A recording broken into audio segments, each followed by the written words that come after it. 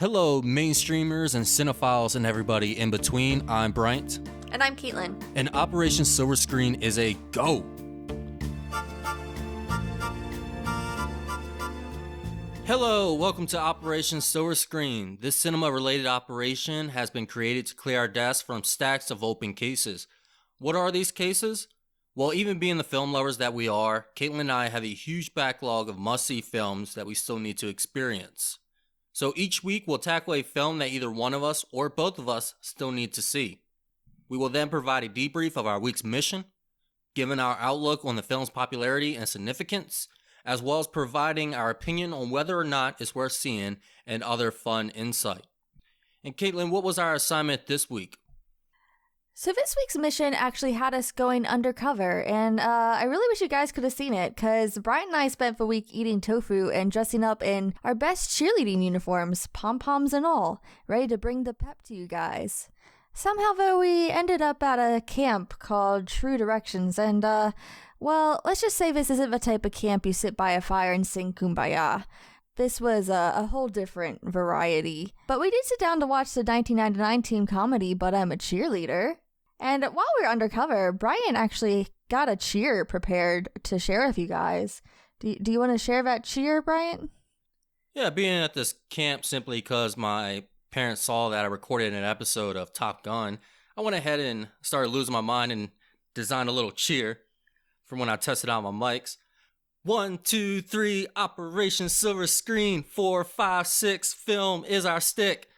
That's about as far as I got. Perfect. Yes. So we're full of pep today. But seriously, so much pep. Yeah, some pep. But seriously though, so we wanted to watch But I'm a Cheerleader because this is Pride Month. It's June. It's Pride Month. We're starting into it. I think by the time this episode airs, we'll be on week 2 of Pride Month. No, we'll be at the end of week. This comes out June 26th. Cronenberg decided to invade Pride Month with his body horror. Oh, yeah, that's right. Dang Cronenberg. So, yeah, so then by the time you're listening to this, Pride Month is wrapping up, but we really did want to watch a film that paid respect to the LGBT community this month. This was our selection this month because we wanted to focus on this cult classic because it focuses on the discovery of one's sexuality, the social construction of gender roles, and the complications brought on to the LGBT community, including religious and familial expectations, social conformity, and compulsory heterosexuality as well. So this film kind of tackles a lot, and we'll make sure to cover it all during today's debrief. So this film actually received a standing ovation at the San Fran International Lesbian and Gay Film Festival. It had an audience award at the Cretil, I'm sorry if I'm pronouncing that wrong, International Women's Festival, and was nominated for an award by the Political Film Society in the categories of human rights and expose. It was generally well received within art house circles, and today it's widely considered one of the best lesbian films of all time. Of course, that's not really saying much because we don't really have that many good lesbian films or good sapphic films, but I digress. However, the initial critical response was pretty negative. I think mostly because of the subject matter and the timing that this was released in 1999. It was critically panned after its premiere at Toronto International Film Festival. The director also said most of the reviewers were old men in their 50s and 60s, and she knew that she struck a chord because their views were so mean-spirited. I believe it has a 41% on Rotten Tomatoes, is that correct? It has a 43% critics rating and a 74% audience rating. And again, this is another must-see film that does have a Rotten Tomato, just like Top Gun. Well, not just like Top Gun. Top Gun is rated a little bit better with the critics, but again, it is a rotten movie. Just goes to show that not all must-sees are going to be critically loved or praised. I definitely think that this is a film that is going to be better appreciated in modern lenses because of the camp in it and kind of the message and the subject matter. Was there anything else you found about what critics had to say about this film?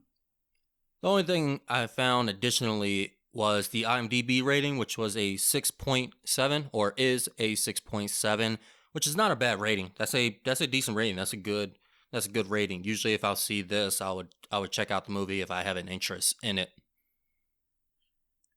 So just a little bit of information about this film. But I'm a Cheerleader follows high school cheerleader Megan, who is sent to a religious LGBT conversion camp when her family and friends believe her to be a lesbian.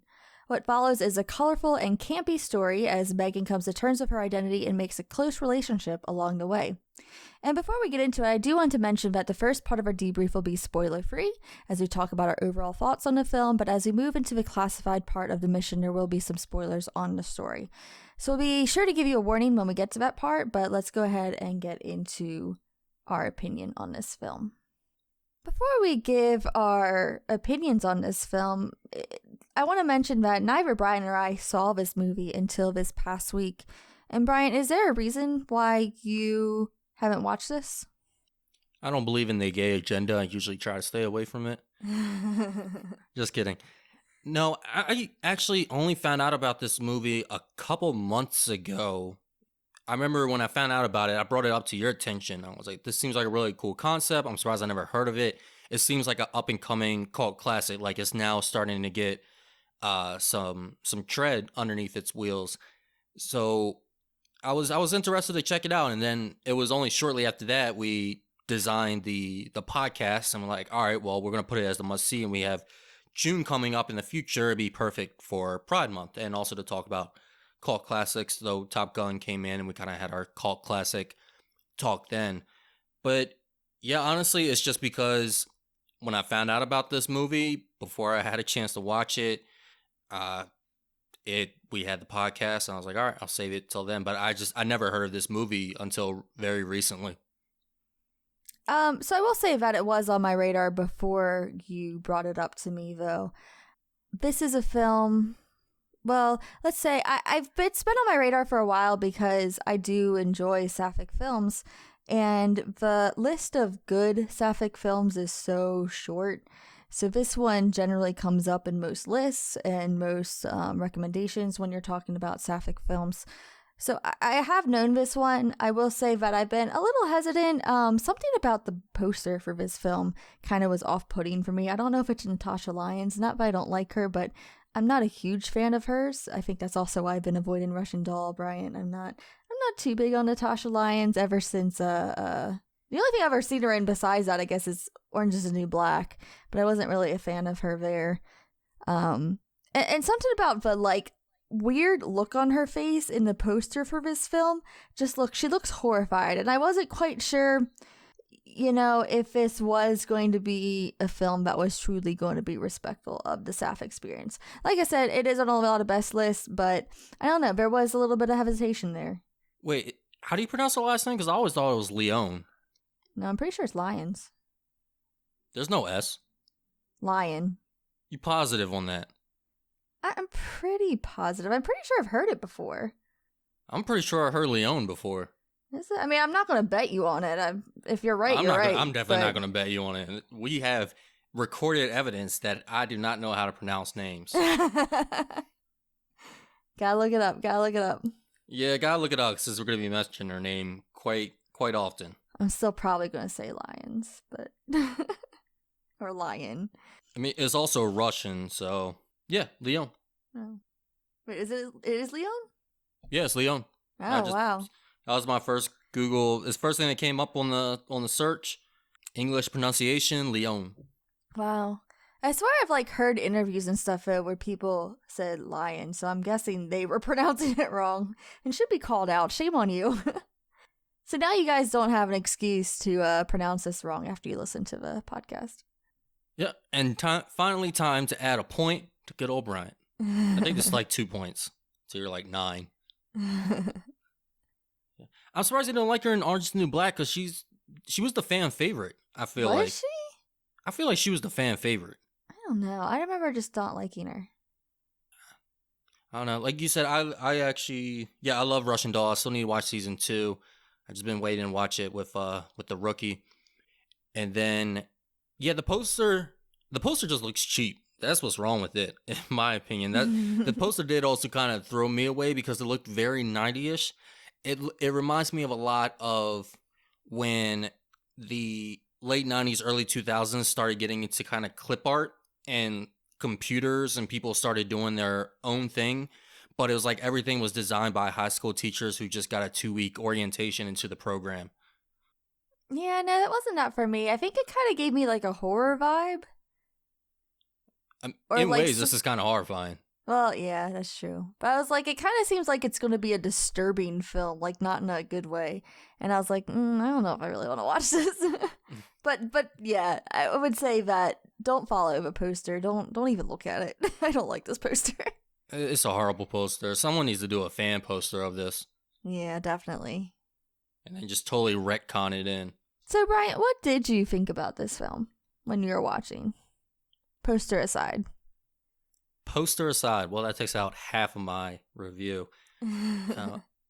Actually, I want to bring up what the critics had to say about this film, because this is a film that when I saw what the critics thought of it and looking at the time that it was released and seeing that it became a cult classic and well respected within the LGBTQ community and just the film community overall, it was one of those things with like, were the critics wrong on this? So I became interested in that. I don't like knowing so much what the critics think before I go into a movie, so I just went in knowing that like, hey, the critics didn't like it, not sure why, and then I read the critic consensus on Rotten Tomatoes, which is their critics consensus is too broad to make any real statements, but I'm a Cheerleader isn't as sharp as it should be, but a charming cast and surprisingly emotional center may bring enough pep for viewers looking for a light social satire. And honestly, I agree with the critics on this one. Unfortunately, I feel like this movie was a bit empty. I think this was a great setup, had a great premise for a lot of satire and social commentary. However, I don't think the writing takes full advantage of that. While there are certain memorable lines in here that had me laughing, and again, the plot setup is great. Even before this, I was singing the song that they had in the deleted scene. By the way, if you do watch this, watch the director's cut. It does have 2 scenes. One of them is pretty funny. This whole thing just felt short. I saw a much better story here. This is another film where I think the concept was better than what was actually executed. Some of this felt hollow. Some scenes felt like they were just bits, and then we kind of had this story to loosely transition from one point to the other. Sometimes they were with montages that kind of just fell flat for me for most of the part. I was like, haha, I get the joke, and then it kept going. I was kind of disappointed because this is probably one of the more fun LGBTQ plus movies out there. Like I said, it's one of the few lesbian films, or the larger word that you use that I can't remember how to pronunciate. Sapphic? No, not graph. Oh, sapphic. Sapphic? Sapphic just, so I tend to use sapphic because, I mean, I think this film does fall under lesbian film, but I don't know that it really go as far to distinguish lesbianism versus bisexuality too much in the film. So I tend to use the word sapphic because it does kind of encompass just all woman loving woman relationships, whatever, and sexualities, whether that's, lesbian, pan, bi, what have you. Okay, yeah. So, yeah, this is one of the few sapphic movies out there. Again, it's one of the more fun LGBTQ movies out there, because most of them you see are kind of the Oscar bait. They're the ones where they're struggling to protect their relationship while going through life with all its struggles and all its stigma, and then usually goes into a tragedy, unfortunately.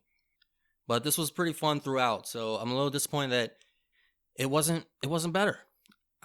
Still, I did have that fun. Like I said, I was laughing throughout the film. There were some memorable lines here. The casting itself is very clever. You have RuPaul as as one of the conversion camp counselors. The ex-gay. Yeah, he's ex-gay, which throughout the whole film you can see that that's not true at all. And I'm not just talking about RuPaul. I'm talking about just they have this, again, there's this running gag, and it's great. I think anybody interested in watching this is going to have a good time watching it, and I can see why it's loved by the community. I just unfortunately didn't have that same love for it. I saw something more, and it didn't hit that expectation. And even without that I don't want to say it didn't meet my expectations. I think it fell, again, biggest thing, it fell short in a lot of parts. So talking about that critic review, I know that a lot of people said that it kind of had a predictable and stereotypical story, and that was some of the criticisms that it got a lot. And I will say, I don't think I fully agree with you, because I think at least for the first 2/3 of the film, I really, really enjoyed the movie. And then I think the last third is where it kind of got more into that stereotypical kind of story. And I think that there wasn't much there. I do kind of disagree with you that it didn't make a political message, or maybe that's just how I was reading it, because I think that it touched on things that I think that we are only just now in our society are beginning to touch on in regards to gender identity, in regards to, like I said, compulsory heterosexuality. So I think it really did make some statements there that, like I said, we're just now beginning to make those kind of assessments and analysis in today's society. So I do think it was ahead of its time a little bit in that way. I agree with that. Like I said, this movie, it didn't fail. It didn't completely fall. I think it fell short. It did have those messages in there. It did have that social commentary. It did have those political messages. Some surprised me. One I really liked was that there's a female in there, and the way she dresses, she has a mohawk. Her hair is cut very short. She's she's masculine, but they all think that she's gay because of that. But she's like, no, I'm straight. So I thought that was a commentary on identity that was ahead of its time. I think, again, there were a lot of clever things in here. I was like, man, I just saw a better movie here. I think somebody could have done a better job. It just felt kind of short. I could feel that this was like a debut film, like an early film of somebody. But I think it made its messages. It was a clever film. I think there could have been more. I think something that was probably more relevant back then than what it is now, and that's the central part of the story, is just we do focus on a cheerleader. And the idea of her being a cheerleader and cheerleading being such a big part of her life, it kind of shows this version of hyperfemininity. So it was good that even throughout the film, the character holds on to her cheerleader role and her love of cheerleading, and she gets to keep that kind of sense of femininity without turning more into, more of a butch type character. It kind of just shows that there's definitely very different kinds of lesbians in the world, and I think that the film does a good job at depicting that. I think more today in media you see more of like the lipstick lesbians, but I do think that was cool. It was a cool message for that time, I believe. I also kind of liked the overall aesthetic of the film. I think it could have done it a little bit more. I know the director said it was Barbie meets Edward Scissorhands. It was very much a lot of girly pinks and baby boy blues, and it kind of kept to those gender defined colors in a way that was very extravagant. Like I said, I do think that if this was remade, that the visuals could have been a little bit more, though. I know the critics had a lot to say about the visuals of this film. It is very bright. The way I saw it was Pee-wee's Playhouse meets Dr. Seuss, which is a movie I don't want to be reminded about, and then put in the contrast all the way up on your television screen. And that's kind of what you get with this movie. And like you said, I think in a modern sense, I think somebody or Jamie Babbitt again will be able to work with the colors a little bit better, work with the furniture as well, a lot of the interior and exterior, because like I said, something felt kind of hollow about this film, but it could have just been a budgetary thing. Yeah, so I didn't think it was very high contrast. But I think it's just because of how old it is and how it was filmed. I thought everything felt a little bit more muted than what I would have liked to seen. Like I said, I don't know if it's because of the age of the film, but it was a lot of pastels. I don't personally like pastels, but I think conceptually it was a good idea, and I think the way things were designed in the set design was really interesting. But the colors, I would have liked to see more contrast, actually. Yeah, it could also be that I'm using the word contrast wrong. I'm thinking like when you put the contrast up on your television, everything kind of gets brighter on the screen.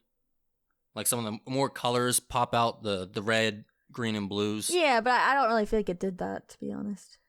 Okay. Well, maybe I'll put the movie up again and see what happens when I put the Mm-hmm. contrast all the way up. But then I'll probably go blind.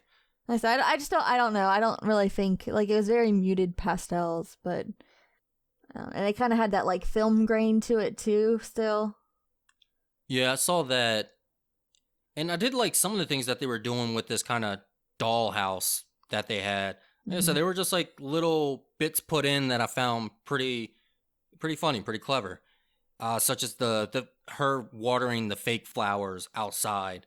Their solitary confinement was this like playhouse set for a 5-year-old that they stuck somebody in, and it seemed like they stuck them in there for a week and just never checked on them. Yeah, I do think that a lot of this movie was hilarious. I mean, from beginning to end for the most part. The humor I think was really well done. You talked about RuPaul, and it was so weird seeing him in this role, and this is pre-Drag Race, I believe. And just seeing it with his stubble too. I think seeing RuPaul with like his stubble, it was just funny. It was funny to me because it was just like not what I'm used to seeing him like. And the way he played his character, I think, was hilarious. It was definitely a more over the top performance. He was wearing his shirt that said, I think, "As straight as great" or something like that. Yeah, yeah, it was something. You just threw me off because I don't think it was straight as grain, but it was something. And yeah, just seeing that the whole time. Yeah, straight as great is what he had on his shirt. I didn't say. That's what I said originally, not green. Oh, okay, I guess just the cut out on the sound misheard. But he's wearing that, and then he has on this very light blue, very bright short shorts on. Mm-hmm. This movie was. I laughed throughout the film. I just think the story didn't really hold it together. It was like they had a bunch of notes and they had a lot of great ideas, but like connecting it, like having that, the meat and potatoes in the middle of it, they had that flavor, but it wasn't there, the meat and potatoes. What did you feel about the romance in this story? The romance was cute, I would say. I would say it wasn't anything special, wasn't anything really, I don't know. I think it was a good story. Like, I bought it. Their chemistry was there, but there wasn't really too much. And then the ending for it was odd in a way. Like, it was almost anticlimactic. Yeah, I mean, we'll talk about a little bit more in this. Yeah, I'm not going to get too much into that. Do agree with that. I feel like at first I didn't quite get that romance. I thought that there was going to be actually a romance initially between Megan and the character played by sorry, I'm blanking on her name. 1 second. Melanie, I can't pronounce her last name. Yeah, Melanie with the glasses, 2.5 Men. Yeah, she's in Yellow Jackets. Melanie Lindsay? Is it just Lindsay? No, it's not Lindsay. It's like Lincolnsey. Lincolnsey? Okay. Like Lincolnsey. I think maybe my autocorrect on my notes did something wrong. But yeah, Melanie, I'm just going to call her Melanie. So I thought originally that she was going to have a bigger role in this film. And I would have liked to see that because, I do like her. So originally I thought that was going to be a romance in this film. But the romance that does happen, I say it did take me off guard, and I didn't really know what to think about it first until there's a scene where they sneak out and they get to wear like their civilian clothes, and there's a moment where they're out in this gay club and they're having some moments, and I was like, oh, okay, yeah, I get it. I can see it now. That's where I felt it, but it was also that opposites attract love that we see. Yeah, but I feel like it was hard to see that when they were all trying to be uniform, all trying to be something they're not. So when they got to be, themselves, wear their clothes that they like to wear and just kind of let loose, I thought it meant something to me that they had chemistry in that scene when they didn't really have it quite as much before. Could have been intentional. Yeah. Seeing the people like as they're actually comfortable in what they really are when they're allowed to be themselves. I will say one part that I found particularly funny was when they were talking about their roots, what is the roots of their homosexuality, and like and some of most of the reasons why people their roots were just hilarious. He's like, oh, my mother wore pants at her wedding. Oh, I'm from France. I have that in my notes too, that the roots were hilarious. Mm-hmm. And exactly, those, especially the pants one, made me laugh. I think that did give a commentary, though, because I feel like there is this idea that homosexuality is a choice or there's a reason. It's not something that you're born with. A lot of people, especially for women, it's like, oh, you've had this trauma, and this trauma is the reason why you're a lesbian. And that's something that was common. I know it was very, very common when I was in high school hearing people say that and stuff like that. I mean, obviously, I think that that's changing a little bit, but I do think that was very timely and a good commentary. Especially then, because people were still believing that, well, I mean, you have a conversion camp, so they think that at some point in your life, you either consciously or subconsciously chose to be gay or to be a homosexual, to be queer, to be anything. And even today, people still believe that it's a choice. It's not a choice. No sexual orientation is a choice. So yeah, it was very timely. I know that it wasn't the focus of this film, but again, I think the religion, some things could have been said a little bit more about it, but at the same time, I could see them not wanting to hit that too hard. Maybe that wasn't the focus of the movie. They kind of just put in a couple things here and there. Like we were kind of talking about with Videodrome, I feel like some things like were said, but hey, this isn't the main focus. What we're focusing on is the LGBTQ+. Yeah, and I think during our plot summary that I had mentioned that it was a religious LGBT conversion camp, but I think I'm going to take that back because I don't think it was a religious camp. I think that the family who sent her to that camp was religious, but I don't think the camp itself was Christian affiliated or any kind of religious affiliated, from what I understood. Thinking about it, yes, I could see that because not many people really mention God. Natasha Lyonne mentions God, but that's because she is a Christian. She is strong in her faith and she follows the Bible strongly. And I think that because at one point I know that there's a discussion. It's like, well, if you're not a lesbian, why are you not having sex with men or wanting to have sex with men? And, when you're a Christian, you're kind of taught that sex is bad regardless or shameful. So it kind of opened up some questions for me about Christianity and this whole idea that, well, if you're not having sex, do you really know what you are? Yeah. And also, I mean, she was making out, but man, that makeout was, that was awful. That was grossed out. That was disgusting to look at. That was worse than some of the body horror we've seen recently. Definitely. Oh, and when she wiped her mouth from the saliva, so gross. I will say that going back to the idea of compulsory heterosexuality in this film, I think that was something that was greatly touched upon as well, because I feel like at the beginning, our main character, Megan, she really didn't know if she was a lesbian or not. She has all these people telling her that she's a lesbian, but she really just didn't know. And honestly, I wonder what the film would be if she truly wasn't a lesbian. But I think it kind of goes to show, this idea that, she had a boyfriend. She was doing all these things that she thought was straight, and she didn't really recognize this as being a lesbian experience. The things that she thought that everyone felt that way. And so I think that a lot of women sometimes are late coming to terms with their sexuality because of this. Yeah, Natasha Lyonne was a good pick for this. This is definitely something that we probably never see her in again or seen her in before.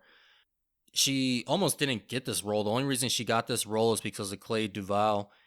She saw they were friends and she saw the script in her car and asked her hey, can I audition for this? She showed up to the interview in all black. And she still managed to audition and act herself as this very nice, conservative, Christian, suburban woman. I know she kind of wanted to play it very girly, kind of Clueless style, girly girl. Though she couldn't hold that lifestyle outside because the first day of audition, or not the first day of auditions, the first day of shooting, because she was 18 at the time, she went out and got a tattoo. And she was supposed to be filming with like a sports bra on, so she couldn't have the tattoo showing. So the director was actually furious during that time. Yeah, I think I would be too, especially if it's a new tattoo, because you really have to be careful and like you don't want to just cover it up with makeup or anything. Yeah, I'd be like, no, screw it. We're covering up with makeup. You shouldn't have gotten it. You get it again. And Yeah. she didn't have a response either. Her response was just, I don't know. She's like, why did you get that? I don't know. So let's talk about a little bit about the influence that this film had. One thing I wanted to mention. Significance. And significance. I'm getting there. But one thing I wanted to talk about is that I thought was funny, but I just learned today as I was doing my research. And I'm laughing at it because earlier today I was in my car driving and I was listening to a song that I've been listening to a little bit. And the song is Silk Chiffon. It's by Muna, and I think that's pronounced correctly. It's by Muna and Phoebe Bridgers. And so I've been listening to that song, for the past couple weeks or so, and I haven't seen the music video at all for it. But I did just learn that the music video pays homage to this movie, so I definitely have to go and listen to the music video now because I really do like that song. Wait, how did the music video has this in it? Yeah, it pays reference to it. I guess so I don't know if it has, I don't think it has like clips, but it definitely has like references to it. Okay. Yeah, I'll have to check that out too. You have to send me that. Yeah. I'm glad you found something fun though, because all I found was just a bunch of things that's just kind of downers. Downers? Oh gosh. Yeah, I have a couple interesting things. I know in 2005 there was a musical adaptation of this movie, which I think would be I did see that. Yeah, and they did one in London too, I think just this past April. I'll have to check that out. I have a feeling like I like that better. Maybe. I mean, I think there's definitely opportunity for songs. Yeah, I saw they had 8 original songs, and, I am a man of class, and I appreciate the thespians out there, the true cinema. Yeah, okay. What downers did you find? Oh, I found so many. Where do you want me to start? Oh gosh, I don't know. Let me start with a positive. Well, we already talked about the influence it had and its significance. This becoming a cult classic in the LGBTQ plus community. And I mean, if you are putting on a movie, and especially if you're doing a Pride Month, like you want to be happy about your sexuality, you want a happy film on. You don't put on Boys Don't Cry and Brokeback Mountain. You want something fun. You put on this movie. So this movie, as of right now, is just going to be very significant within the community. Now, to the tragedies. This movie comes 1 year after the Matthew Shepard incident. Not sure if you're familiar with the Matthew Shepard incident. No, I'm not. It was a incident that gained a lot of national attention because of the possibility of it being a hate crime. Matthew Shepard was a openly gay man who, gay and or bisexual, who was robbed, beaten, and tortured and left for dead by 2 men. I don't have their names, but you can look up the full article. Screw those guys anyway. Now, it is questioned if it was a hate crime, if it was hate motivated, because it did start out as a robbery. They said that they attempted to rob the individual and they got mad and they overdid it and ended up beating him. He didn't die on the scene. He actually died 6 days later. The men were pretty much caught right away. One of the men's girlfriends at first said that this was a hate crime. They said that during the robbery, he made a sexual advance onto him. And then that's when he beat him. But then she went to recant her statement, and she said that the reason she made the original statement was because she thought that it would help him out. But you got to kind of question that, especially when they go into the distance of beating and torturing him, especially when it was just supposed to be a robbery. So this gained nationwide attention.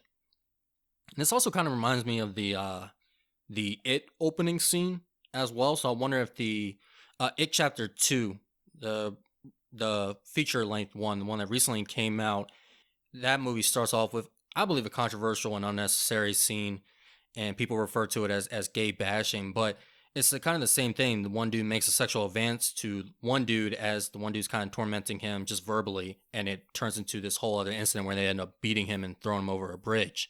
It happens, I think, very, very early on in the It book. I only know that because I think I read about it and I didn't get too far into it.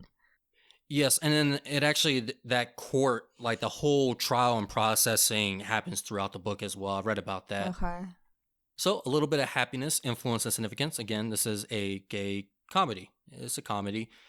Something we're still not seeing a lot of because they don't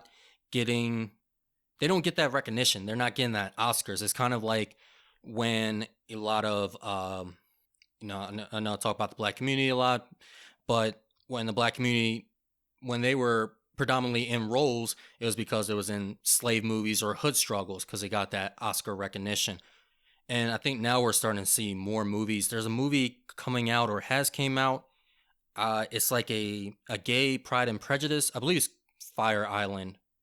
It has the Asian actor from SNL who was recently hired. And I watched the trailer for that at least. And yeah, it looks like a fun movie. I'm not too sure about Pride and Prejudice. I don't know if it ends up in complete tragedy and mass murder. But from what I saw in the trailer, it looks to be pretty fun. Yeah, I haven't seen anything about that one, but I did also notice that, there wasn't a lot of gay comedies at the time, and definitely not lesbian comedies, and there still really isn't very much in that genre. I did just watch one movie. It was called Crush on Hulu. It's starring Rowan Blanchard and the girl who played Moana. It's just kind of like a teen. It's definitely meant for teens. It's not super adult. Like I would say this movie is definitely more adult, but it is just like a cute, sapphic rom-com, and it's for teens, and it's just fun. So I think we're definitely going in a good direction when it comes to sapphic representation that isn't, all doom and gloom, or like the whole kill your gays trope. And it is called Fire Island, that movie, and I've been hearing good things about it, so I may actually check it out, and then I'll go ahead and, maybe we'll say something about that movie as well, especially, because it is Pride Month, or we're going to be hitting the end of it. Maybe I'll say something before this episode comes out. So there's another, like I said, I don't know too much about Pride and Prejudice, so I don't know if it ends up in complete, tragedy and everybody just kind of gets executed on the island. Right. No. And back to the tragedy, what I found. The AIDS epidemic. When, again, 1999, the AIDS epidemic, while it did start in the 80s, it was prominent in the early 90s and late 80s. It started to kind of go away in the late 90s. At least it wasn't like the big national concern that it was. But this movie did come out during that time. And actually what I found out about is that kind of a whole wave of cinema came out. This is kind of positive. New queer cinema. New queer cinema is a wave that was created in the early 90s. And a lot of the movies that were being made by a lot of these film directors, a lot of them were having kind of some commentary or references, or at least nods and acknowledgement to the AIDS epidemic, because the AIDS epidemic was very misunderstood during the time. Luckily, Clinton's presidency, he was president during this time, I believe, in 1999, before he was impeached or before Bush came in.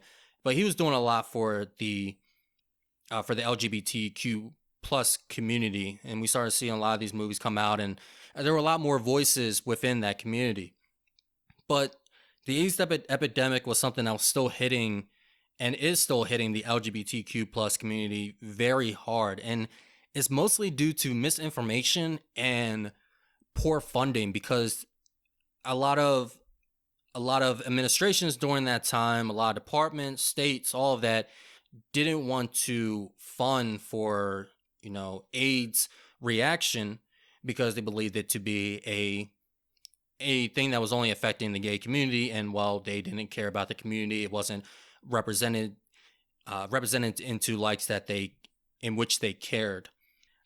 And actually, this actually took me on some research, and only took me about 5 minutes, and I became not very educated. I'm not an expert by any means, but I became much more educated than I was previously, because I wanted to make sure that I had the information correct in reference to the AIDS epidemic and AIDS now, and what it's really doing to the LGBTQ plus community. Because my initial thought until like today, the reason I thought that the AIDS epidemic was such a problem for the community is because the community was getting blamed for a lot of its passing. And I thought that like anytime that somebody got AIDS, people assumed that they were gay and they weren't actually gay, and then it just kind of created this friction between two communities. But granted, yeah, no, it's not just because the LGBTQ plus community did not spread the AIDS or anything like that, but it does run prominent within that community. So I took a look into it to find out like why it's so prominent in that community. And yeah, a lot of it just leads to education. Education is like the biggest thing, and the education and support, because a lot of them don't get themselves tested, because if they were to get themselves tested, they would have to explain why they have it or why they're getting tested, which means they'll have to open up about their sexuality, which they can't really do. They could do more now, but back then you couldn't open up about your sexuality during the 90s, even the early 2000s. So a lot of people would just go on having AIDS, not knowing it, and spreading it further. And then you would think, well, it's simple. You wear a condom, you practice safe sex, and bam, you're good. So I think people believe that the LGBTQ plus community brings this upon themselves, bring this AIDS upon themselves. But I would just recommend look into it. Like literally it took me 5 minutes and I learned a lot of things that I didn't before. And it just goes to show like how misinformation can be deadly to groups of people, to a nation. And this is a community that was going through a lot of strife because one, they're going through a lot of stigma from their neighbors, but at the same time, now they had a infection that was going around killing them and nobody really understood it. And it didn't seem like the nation cared too much to try to put a stop to it. But luckily cinema was there kind of using their platforms, using their art to bring awareness to this. Yeah, I mean, you talk about just how abysmal sex education is overall, and then add, the LGBT component to it. It's just, there's good. But thankfully, with HIV, there's options now, and I think there's a lot more resources than there ever was with PrEP and everything else.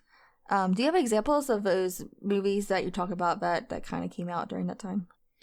Yes, I do. Give me 1 second. One of them was called the trilogy of... It was called the Teen Apocalypse trilogy. Teen Apocalypse. Yeah, like Tina, like Tina, or T-E... T-E-E-N. Okay.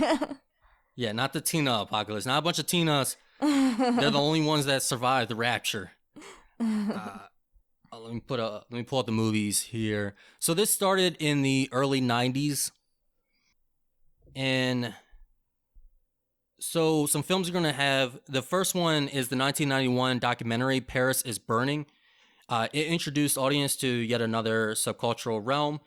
The director, Jenny Livingston, captured the realities of New York's drag balls and houses, and of the people of color who occupy these spaces. I'm reading this directly from Wikipedia, so don't call me for plagiarism. So again, this is something that America wasn't familiar with. So again, I mean, I don't watch too many documentaries. I wish I watched more, but yeah, documentaries are a great way to get information out there. So among the films, you also have Todd Haynes' Poison, RSVP, Young Soul Rebels, Edward II, Swoon, and The Living End, which honestly, they're all movies that I hadn't heard of until now. And then, like I said, the teen apocalypse, which is kind of supposed to be like all of it encapsulated. Let me go ahead and get those movies for you. So the teen apocalypse was 1993's Totally Effed Up, The Doom Generation, and Nowhere, all 2 years apart. So I'm actually planning to check that trilogy out, at least one of them. Mm-hmm. Yeah, I'll definitely have to look up some of those. And then also, we're kind of seeing that wave again in the 21st century, as this article suggests, beginning in 2010s, which I think Caitlyn, you agree? It is much more prominent now. We see a lot of LGBTQ plus movies out there. I that's don't know, but there's a lot of them. There's a lot more. There's definitely a lot more male-oriented movies. There's still not a very good amount of sapphic movies out there. I was about to say there are. Yeah, I wonder why that is. I don't know if you know why that is or have an opinion. I have a theory, and I think I saw a tweet about this the other day as well.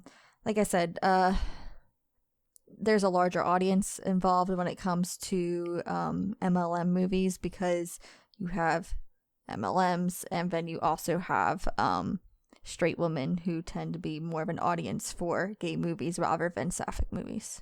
Okay. Yeah, I can see that. And I mean, most movies are already male-led. Like, that's just how it is. And also, we're starting to see more female-led movies, female-led comedies, but it does seem that, that could be a I mean, I think it's slowly getting better, but like I said, it just generally the perception has been that sapphic movies have a much more limited audience, so that's why they just don't make them. Because I mentioned that movie Fire Island, but it's all dudes. I'm sorry. I honestly I can't recommend a sapphic movie off the top of my head. Always the first one that comes to mind is Blue is the Warmest Color. Yeah.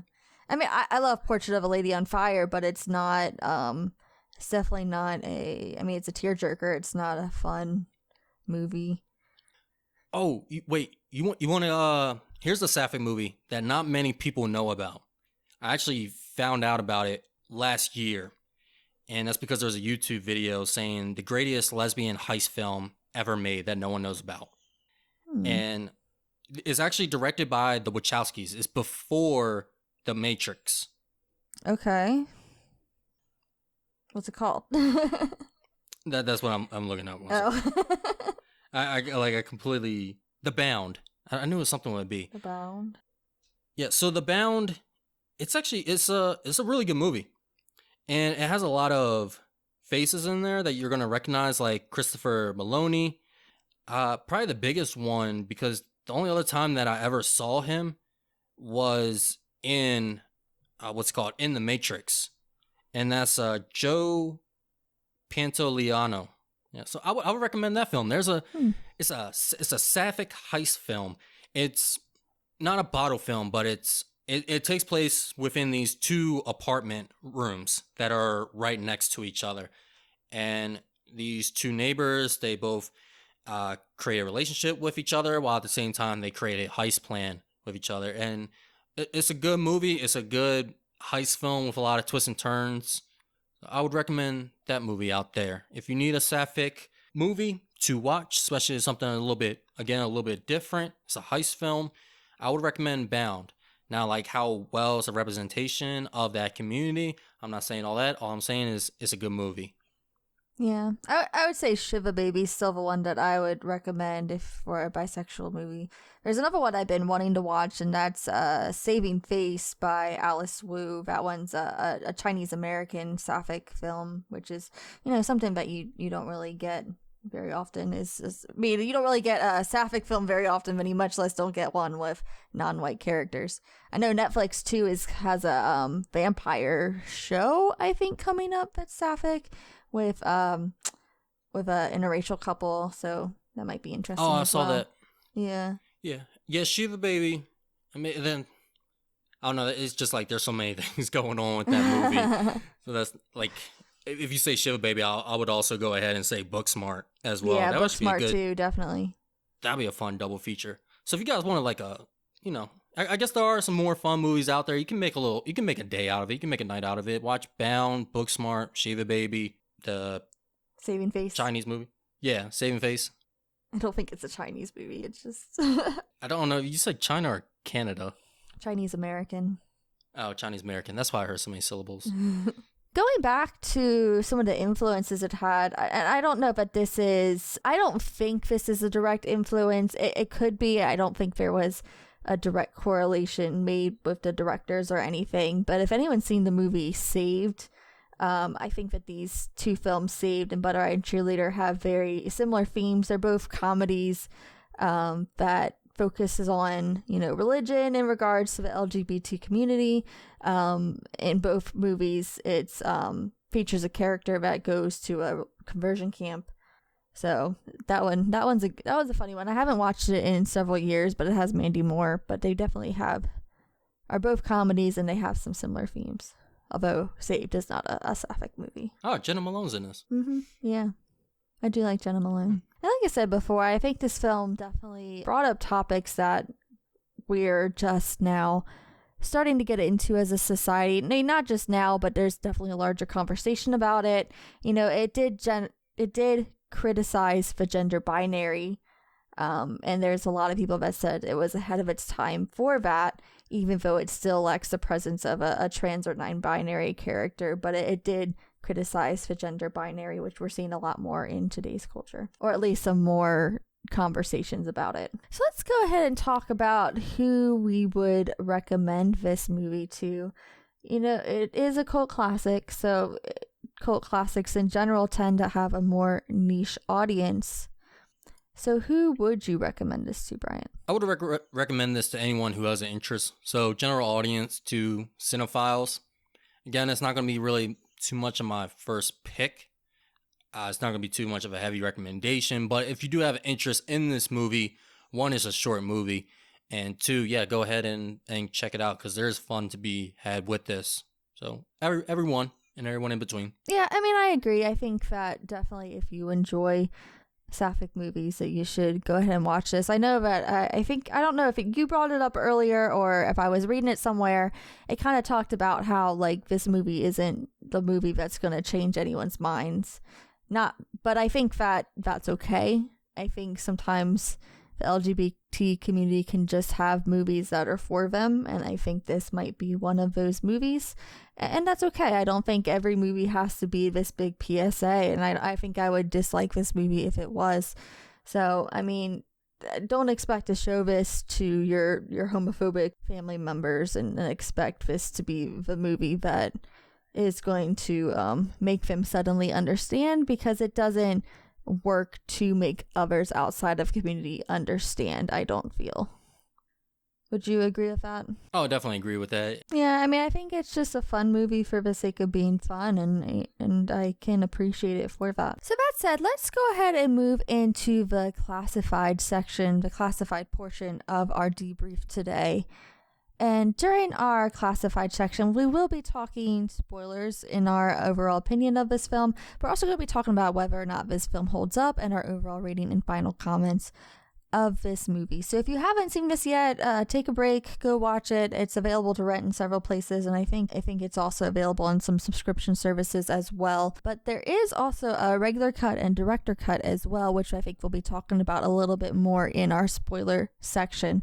So if you haven't watched it, go watch it and then come back and listen to us.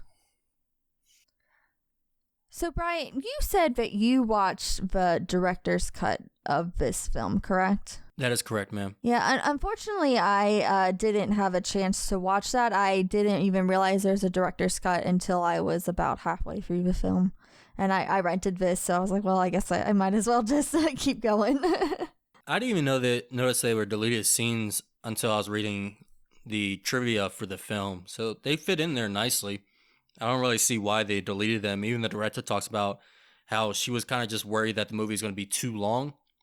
So she took some of it out, but she said, no, it's fine in there. And honestly, it just takes us from a 85-minute movie to a 96-minute movie. So it's only 11 minutes of deleted scenes, so it feels shorter than that.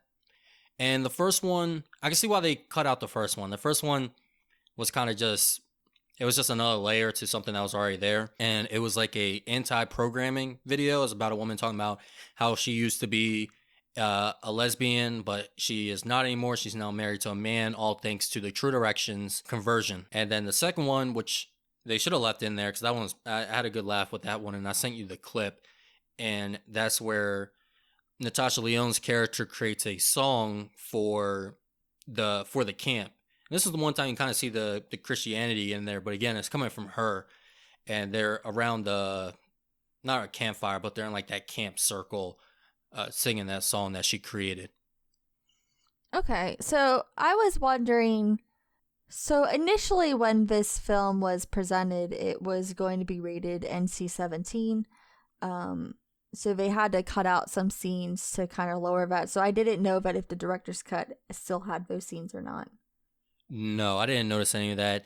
And honestly, I was about to actually screenshot the parents' guide on IMDb and send it to you, because this got a rated R, but if you look at the parents' guide, it's like mild, none, mild. Mm-hmm. So I think this movie, if it came out today, it would be PG-13. And not because they didn't have PG-13 during the time this was made. They did. It's just, I think because of the subject matter, they're like, whoa. Can't let our kids get a hold of this. Yeah, so what the director definitely called out sexism as being the reason why this was going to get an NC-17 rating. Because when they asked the MPAA, they said that the director had to remove any mention of a woman going down or another woman, and also had to remove any kind of masturbation. So there was a masturbation scene, and then there was an implied oral sex scene. It wasn't even a graphic oral sex scene that she had to remove. And she said that this was sexist because any references to oral sex among men, men performing oral sex on a man, that didn't have to be cut at all. It was just specifically oral sex between women that had to be cut. And that, once they removed that, then it got an R rating. Yeah, I'm going to go ahead and question that committee. I mean, it doesn't surprise me for the time. No, I'm not surprised at all. It definitely does not surprise me at all, but, it is a little unfortunate. But they talk about this during our favorite movie of last year, The Worst Person in the World. She talks about how in film, she knows everything about the male anatomy. But you can't openly talk about menstruation on television and in film. Like, you can, it's not as widely as accepted as a man talking about pervasive things. Yeah, I mean, and even back during like Hays Code, couldn't you not even say the word pregnant on screen? I would have to look at the Hays Code has so much. Mm-hmm. Or maybe that was another era of censorship, but regardless, I think there's definitely a history of censorship when it comes to the female anatomy. Just to the female, what's it called? The female appearance. Mm-hmm. Yeah, definitely. Women couldn't wear pants for the longest time. Yeah. And then it's kind of interesting, though, like when you think about like the HBO era, it kind of, I don't want to say it shifted, but it kind of changed its point of view where you could always see naked women, but you're never going to see a naked man. I know that was a criticism of HBO at a time. So it kind of like at that point, I would say the woman's more sexualized, but I don't know. There's always seems to be double standards when it comes to the body. It is a weird double standard too, because it's like you can't, like, you think you got it down, like you think you understand, like, all right, this is just a very, very like straight conservative person, and that's what their views are all about. But then there's like other things in there, such as the woman not allowed to talk about masturbation. It's like, well, why is that? Like, why does that concern you? Like, how does that fit into your views? Unless he's like, well, women don't need to masturbate because men supply all of their needs. So that's just devil's temptation right there. Yeah, I mean, I definitely think that female masturbation has been a taboo for a while. And I think there actually was, it wasn't just her talking about it. I think there was actually a scene of Megan masturbating, but the oral sex was what was more implied. Okay, no, actually, that wasn't the director's cut. It was? Yeah, I just didn't think anything of it. Okay. Like, I don't know, it was just, I was like, all right. Okay, yeah, I was like, I hope that those scenes got put into the director's cut because, I mean, they just had to be cut for such a stupid reason that they should be in there. Yeah, but that just goes to show, like, how, I don't know, I could also just be completely desensitized. I did just get done watching Cronenberg and Men last month. Also saw The Northman. Oof, yeah. But yeah, because I remember I was reading an interview and the director was like, or the person that she was talking to from the MPAA was like, well, it's so dark, we don't know what's going on. And Doctor was like, nothing's going on. That's why it's so dark. He's like, well, I don't know. It's just too dark. There's just anything could be happening. And she's like, well, do you want me to brighten it up to show you that nothing's happening? Like, what do you want me to do? Yeah. No, with this scene, it was like there was a spotlight on her. There There's no question about it. Oh, in the masturbation scene. Yeah. Oh, okay. Yeah, I think this is involved with the sex scene. Yeah, that sex scene was pretty dark too, and Yeah. I don't know, just the way like it was cut, I was like, oh, they're gonna. Oh no, they didn't. They didn't do that. Like there's like, nothing graphic about it. What just happened actually?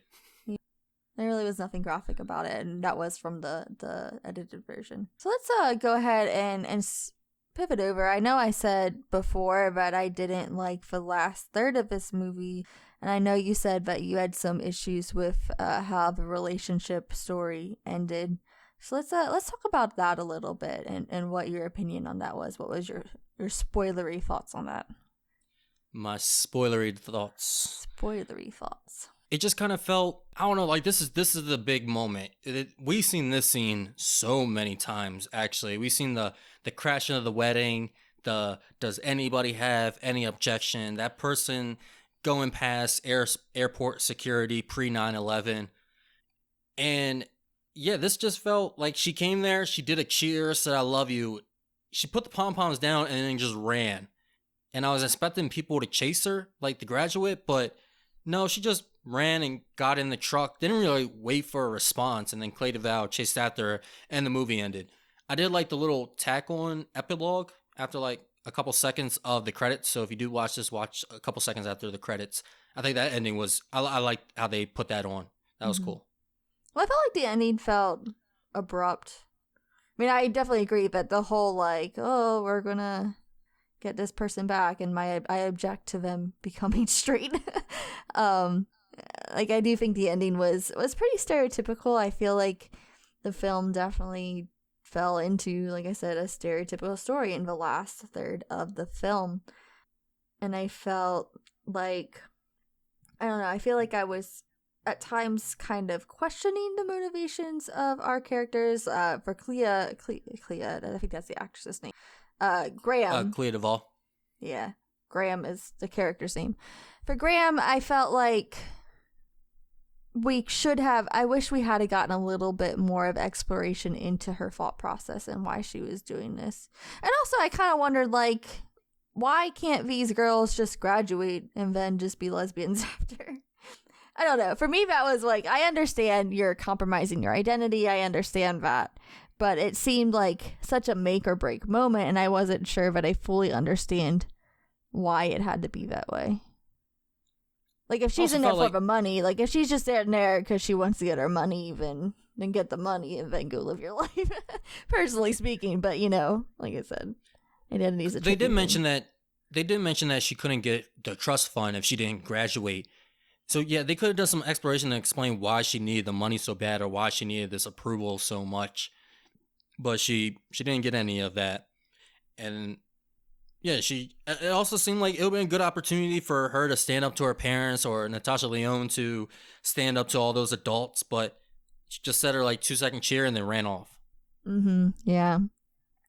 I think that it implied there was some issue there with Graham and her biological mother. It's her stepmother that's in the film. And so I would have liked to see that a little bit more as well. I thought that was just a funny throwaway line. This is the reason why your mother left. Yeah, I mean, I guess you can see it that way, but I thought that there was a little something else and something going off the stepmom, and I don't know. Yeah, and like you said, this movie had time, so they could have explored that. Mm-hmm. But wait, that wasn't the last third of the film. That was just the ending. So, is it just the ending you didn't like, or was it the last act? No, I think it's the last act because, like, you kind of knew that they were gonna get caught. It was just obvious. You're just kind of waiting for the when. You know, I mean, I liked, you know, seeing their relationship kind of build. I will say one thing it kind of switched for me is that Graham was definitely the one who was more like, okay, you need to be yourself, blah, blah, blah. But when push comes to shove, she was the one that couldn't let go and move on and leave the camp.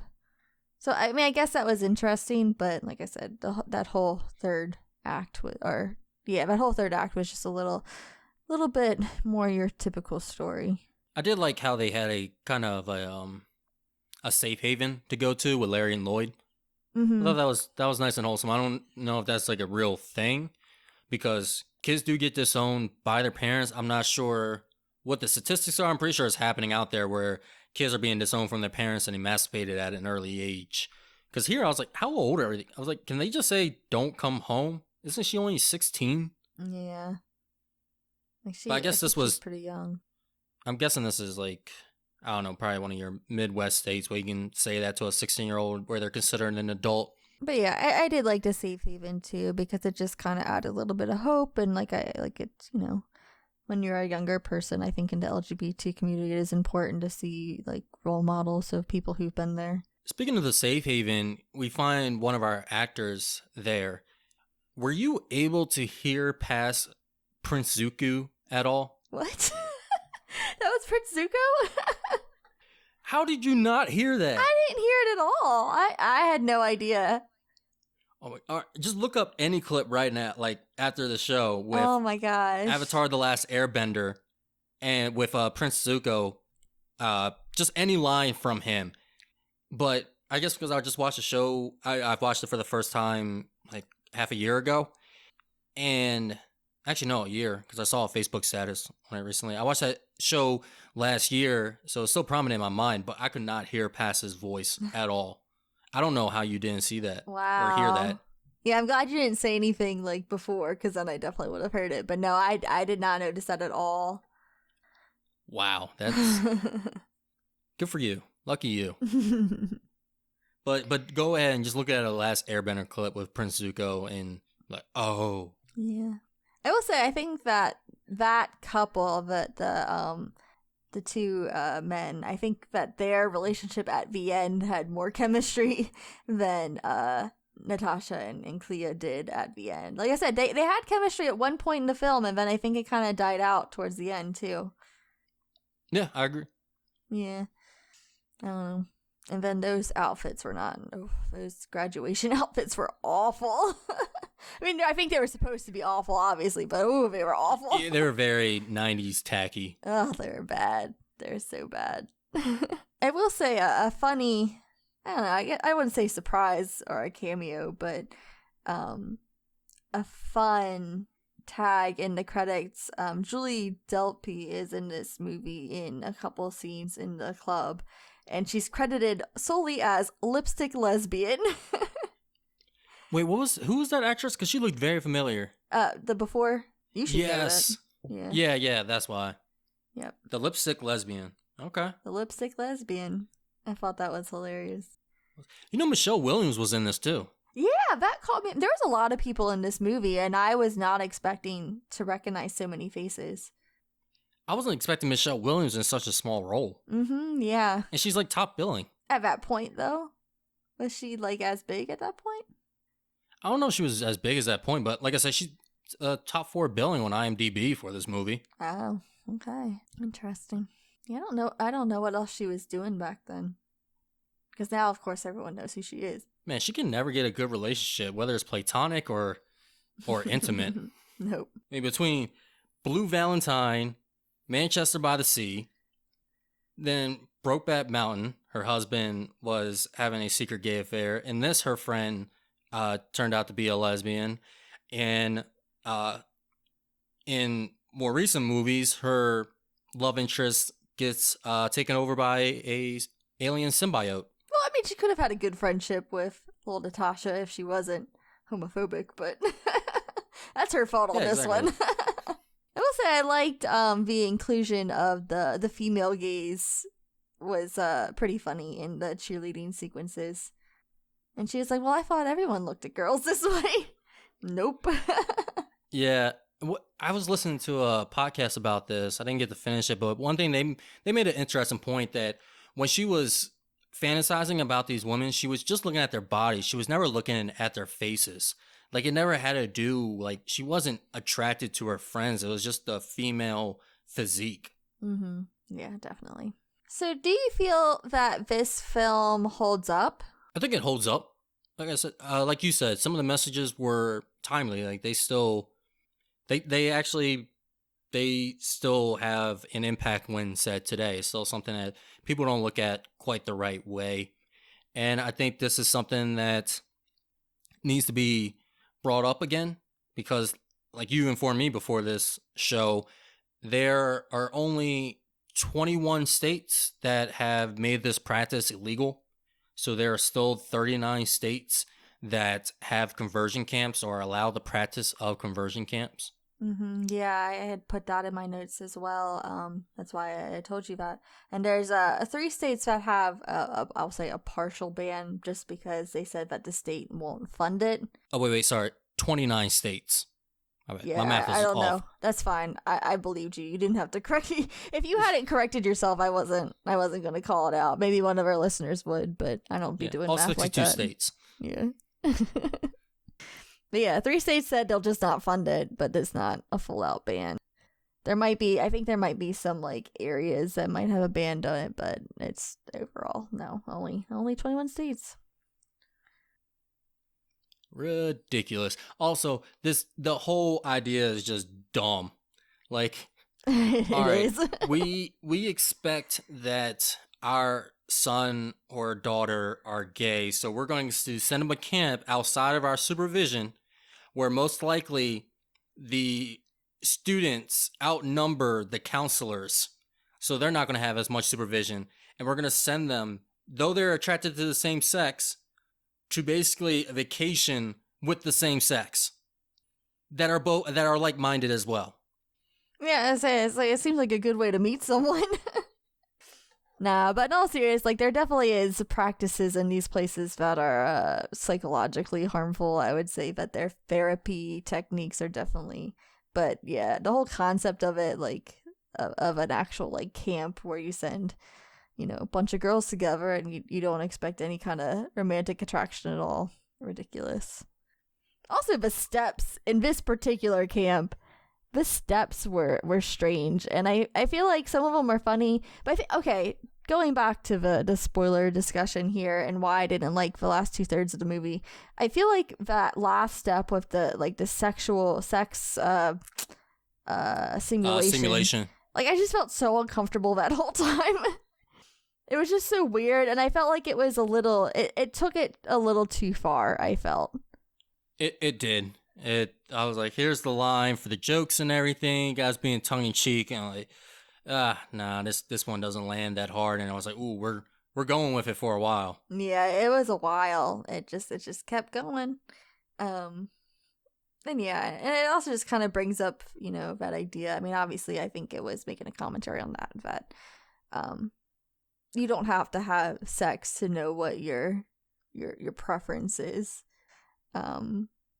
But still, like I said, I just feel like it took it too far. Like I said, it was very long, and it was just very awkward to watch, and I would have been okay not having that last step. There is a hilarious line in this whole simulation, though. It is one of the better lines of the movie, so at least we got that. Which line is that? When Melanie asks, well, what about foreplay? And Rock goes, yeah, Mom, what about foreplay? He's like, real men don't foreplay. They get in, unload, and pull out. Yeah, that was funny. I'm still mad we did not see more from Melanie, because I feel like she was a funny character in there. She's looking cute with her glasses, and it helped launch her career as well as Natasha and Clea's. So I like what she was doing, though. She was, because she didn't have a big role, but she was always doing something in the background, and it was just like I don't know. I just wish. I'm glad she's in Yellow Jackets. She's great in that as well. But I don't know. I got to find some other movies with her. I've seen Heavenly Creatures, I believe, but I don't remember too much. I know she was in Ever After. I think also in the 90s. No, that would have been early 2000s. Because I know like the whole big thing with Yellow Jackets is that there's a lot of those actresses were big and back when in the 90s, when it's trying to kind of give that retro feel to. Yes, by the way, I'm calling it. Clea Duvall is going to be in Yellow Jackets at some point. I was trying to think of what I know her from, because I know her from stuff, and I was just blanking. The only other thing that I know her from is The Faculty. The what? The Faculty? I actually watched it recently. It's I don't know, it's not a cult classic. It's just a early 2000s movie people remember, and it's popular. But can you say that again slower? it's It's a early 2000 movie. It's no, pretty popular. I meant the title. Oh, The Faculty. Faculty? Yeah, The Faculty. So the way you're pronouncing it is like FALC. So I'm like, whoa, what word? FALC. No, Oh, I am foul. God dang it. Faculty. I don't think you got it. Bloopers part 2. So you know The Faculty? The faculty. No, I don't know it. Oh my god. So we went all through so it wasn't even the pronunciation. You knew what I was saying? No, I did not know what you're saying, but I mean, I appreciate the description, but I was just, I had no idea. I was like, the Falcon Tea. The tea of the Falcons. No, the goddamn faculty. Like a teacher's faculty. Yes, I understand now.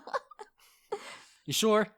Yeah, anyway, so. It was directed by Robert. Some things of her. Sorry, go ahead. It was directed by Robert Rodriguez, and it was also screenplayed by Kevin Williamson, who did Scream, and Scream 2 and Scream 4.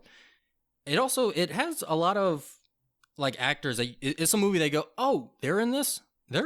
Like Jordana Brewster, we already mentioned Clay Duvall, Josh Hartnett, Salma Hayek, the one woman who played Jean Grey, I can't remember the name of. That I can't pronounce the name of, and Christopher McDonald. Oh, and Usher. And Usher. So. Oh, and Elijah Wood. Goodness gracious, actually, there's a lot of people in there. Yeah, actually, Elijah Wood got his Lord of the Rings role because of this movie. Really? Yeah, there was a connection between this and Peter Jackson. I forget like how it all ties together, but yeah. I mean, it's worth the watch if you're interested. Yeah.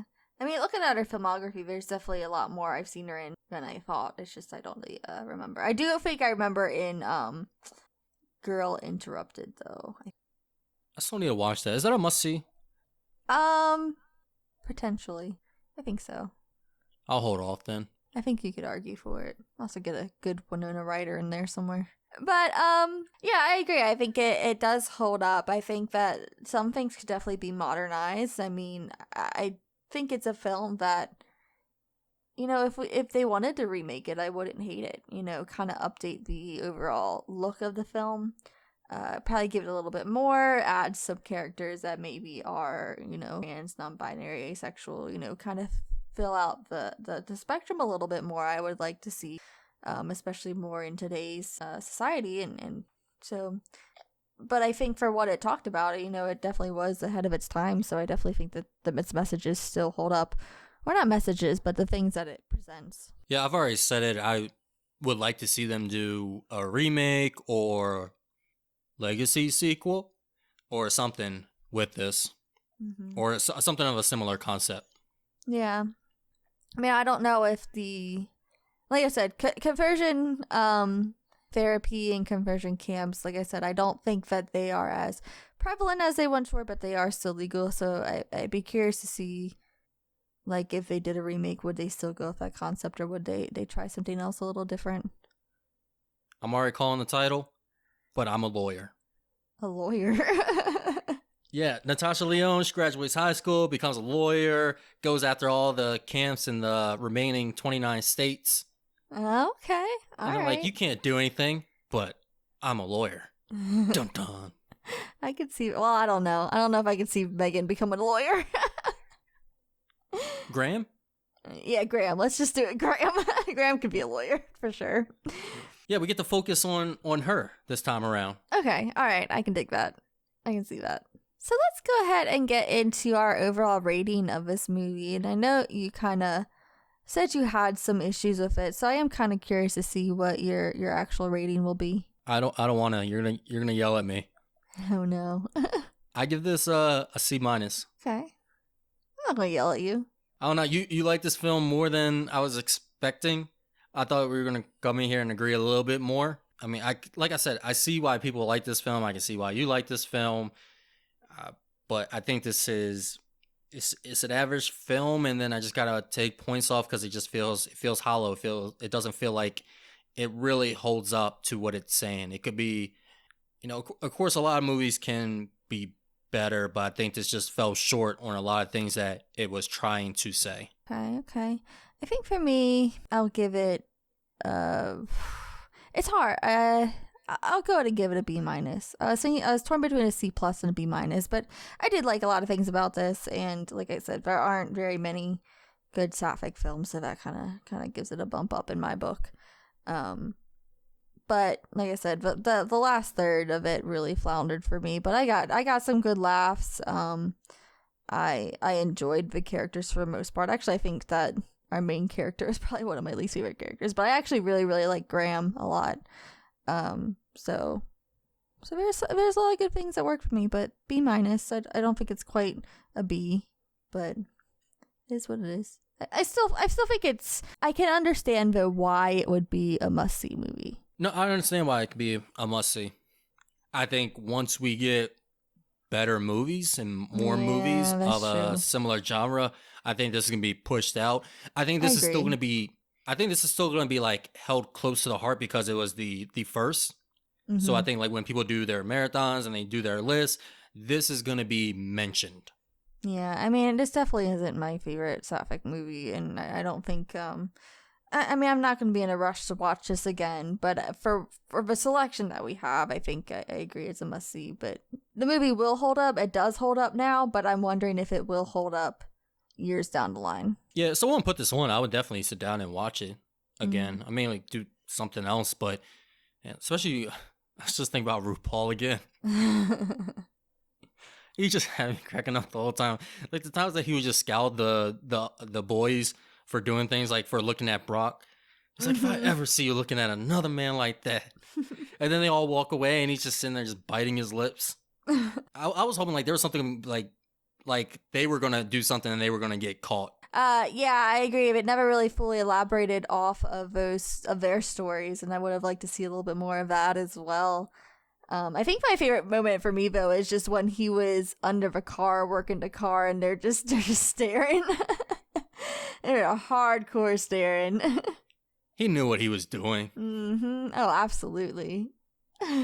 Ex-gay my ass. Do you have any other final comments? I do not.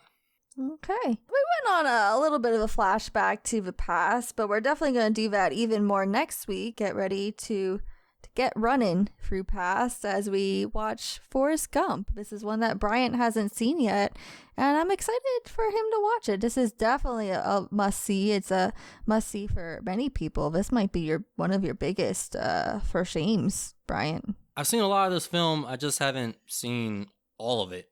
And I've never seen it in one sitting either. But I feel like I've seen majority of this film. Also, it's not next week. It'll be July 4th, 2 weeks.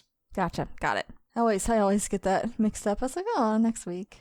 It feels like the weeks go by pretty fast. I'm always looking forward to our next episodes. But in the meantime, we hope you enjoy the rest of your Pride Month. And I will say that if you do have any more LGBT film recs for us, please drop it on our social media.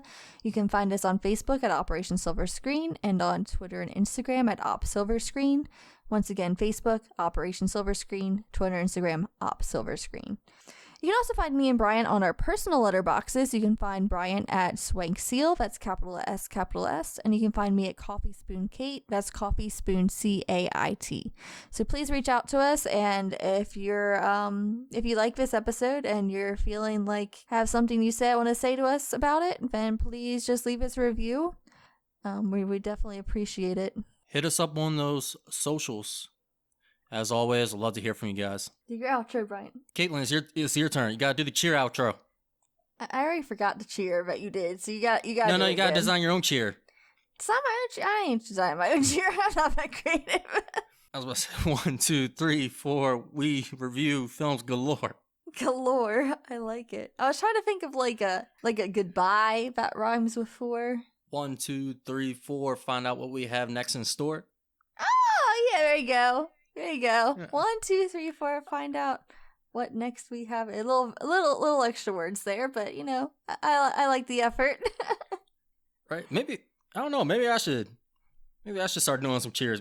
Yeah. Just do it for every episode. You're doing good. I like it. All right. Till the next assignment, guys. We'll be in HQ. I'm Bryant. And I'm Caitlyn. See ya.